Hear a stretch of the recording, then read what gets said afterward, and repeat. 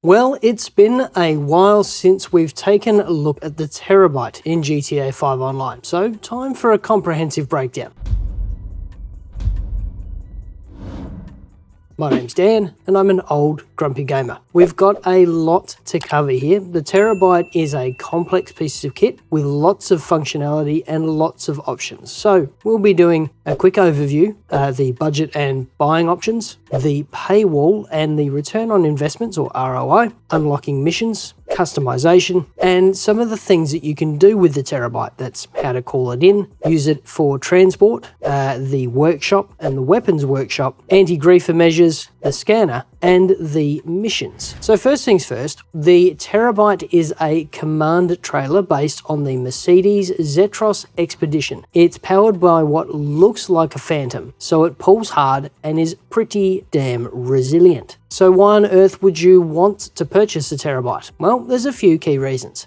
Firstly, you've got access to exclusive missions. So the trailer's operations center gives you access to a series of exclusive missions that all pay reasonably well. You've got the weapons workshop, so no need to head back to the bunker or the agency to restock your Mk II ammo. You can bring the workshop to you. It's a great hidey hole. This thing can tank up to 34 missiles or RPG rounds. So if you need to seek refuge while you're on the run, there are few places better. You can mod your Mk II Oppressor, and this allows you to store, restock, and modify your Mk II Oppressor, including adding weapons. Access to drones, so with the right upgrade, you can also access drones and fly them more or less anywhere. No more having to worry about nano drone range again. And the Mini Master Control Center. So similar to the arcade, the Terrorbyte allows you to launch, steal, and resupply missions for all GTA Online businesses. So let's talk budget. Now the Terrorbyte is, well, mobile, so we don't need to worry about locations. It's simply stored and modified in your nightclub, so that leaves us with the base price of $1,375,000. Next, we have some options for the rear cab, starting with the decor. So we'll start with the color scheme or the tint as it's shown here. And we have 9 options to choose from with the base option included, or you can pick from the other options for a flat price of $105,000. Moving on to the interior decal. The blank slate is included in the price, or you can choose from one of the many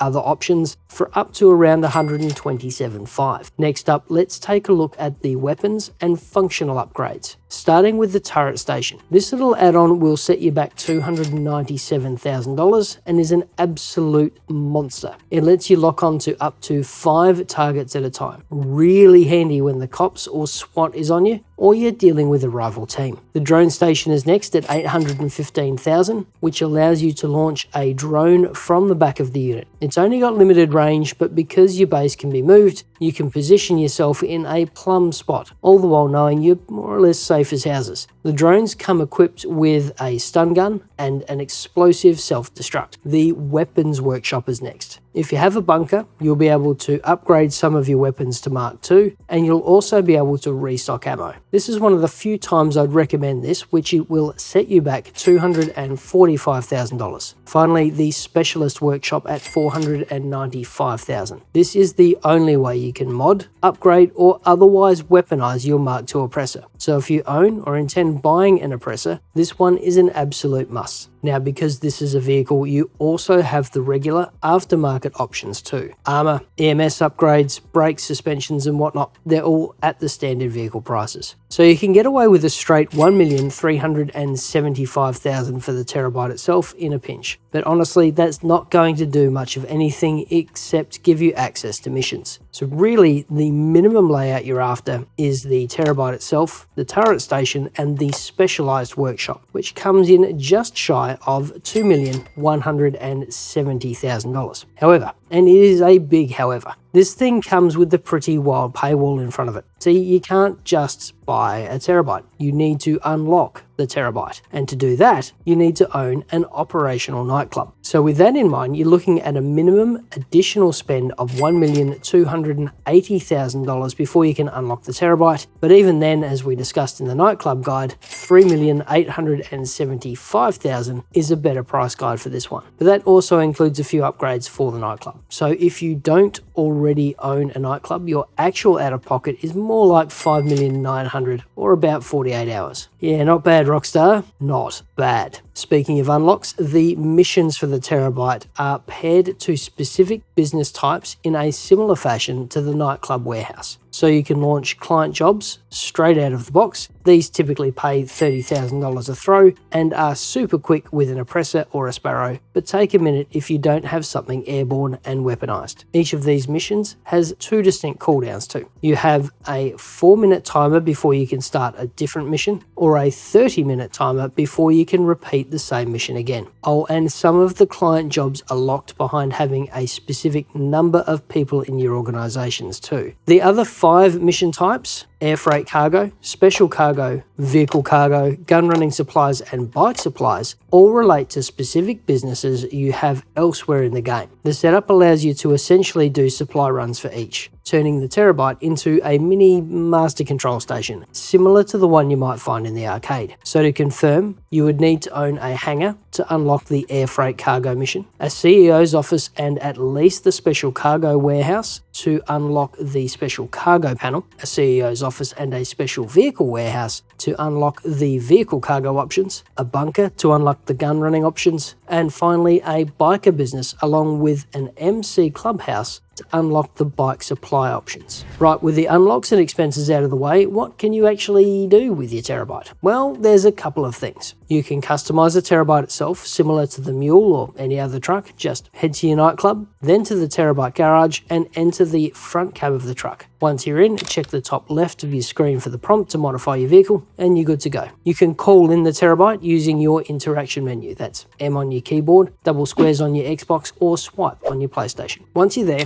head down to service vehicles, then Terrorbyte, then request Terrorbyte. The Terrorbyte will spawn in one of a set number of specific locations nearby. It can be a bit of a trek, so make sure you have a vehicle ready to go, as getting there on foot can take a moment or two. You can also call your oppressor here too, should you feel the need. And once you've called that in, it will be set as your personal vehicle, which makes it really quick to grab if you're under pressure. Even better since the summer 2022 Criminal Enterprises update too. On to transport options. So first up, you can drive your Mk II Oppressor into the side if you need to. This is great if you want to transport it from one end of the map to the other. I mean, it's slower than getting there on the actual Oppressor, but if you want to arrive in pristine condition, it's certainly a way at it. Next is the workshop. So while your Oppressor is in the back, you can activate the vehicle workshop and customize it, including tweaking the decals, performance, and most importantly, the weapons. Now, if you have been grinding bunker research, you'll also have unlocked some upgrades for your weapons. The weapons workshop allows you to upgrade eligible pieces to Mk II, increasing firepower and opening up the option for different ammo types and sometimes different scopes. Also, one of the most fun things for free roam is the anti-griefing measures. It's better if you have at least one friend, but you can jump in the back and use the turret station to take out clowns. This one's really unusual too, as it allows you to lock onto 5 individual targets at a time, then fire a full battery of homing missiles at them. This is brilliant if you're being tailed by a team of enemies or a couple of griefers, because you can take out multiple idiots in one go. Also, the missile lock is pretty damn good too, similar to the Sparrow or the homing launcher. And as an additional little fun piece, when you're stationary and in the front cab, you can also scan other players. This neat little piece of kit, which comes stock, lets you grab some basic stats from other players when you're in free roam public lobbies, crew sessions, or invite-only sessions. It's not a lot of use to it, but hey, why not? Finally, the last thing the Terrorbyte can do is launch a specific set of missions that allow you to make money. Now, the typical payout is above the standard at $30,000 regardless. So, assuming you're able to cycle through for an hour, you can earn upwards of $120,000 per hour pretty easily. So is it worth it? Well, yeah,